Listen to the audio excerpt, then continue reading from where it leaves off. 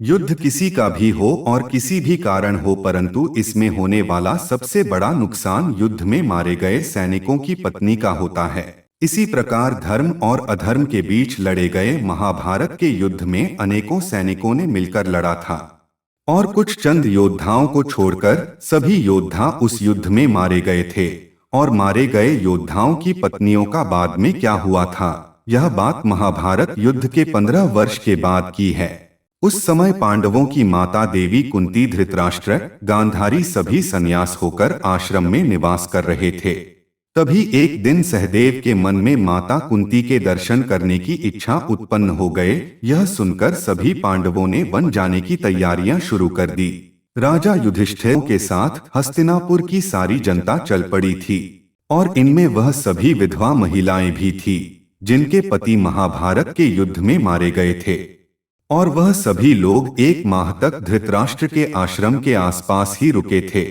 एक बार पांडवों के पितामह ऋषि वेद व्यास जी धृतराष्ट्र के उस आश्रम में पांडवों से मिलने के लिए आए थे। तब उन्होंने देखा कि पांडवों सहित वह सभी हस्तिनापुर के वासी अपने बंधुओं और घरवालों के शौक में डूबे हुए हैं, जिन्होंने महाभारत के युद्ध में वीरगति पाई थी।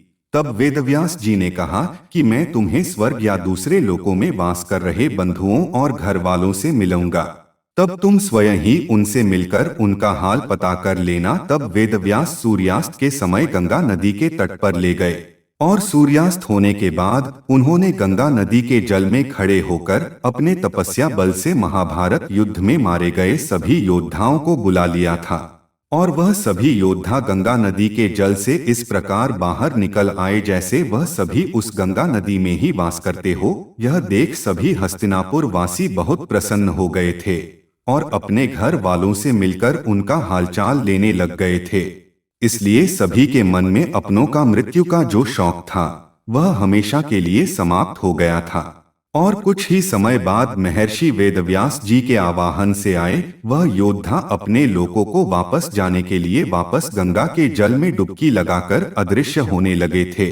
तब महर्षि व्यास जी ने वहां उपस्थित योद्धाओं की सभी विधाओं से यह कहा था कि जो स्त्रियां अपने पतियों के साथ उनके लोक में जाना चाहती है वह गंगा देवी की इस पवित्र धारा में अपना जीवन त्याग दें। वेदव्यास जी की यह बात सुनकर वह सभी महिलाएं जो अपने पतियों से असीम प्रेम करती थी वह गंगा की उस धारा में कूद पड़ी थी और अपने प्राणों को त्याग कर अपने पतियों के लोक को चली गई थी।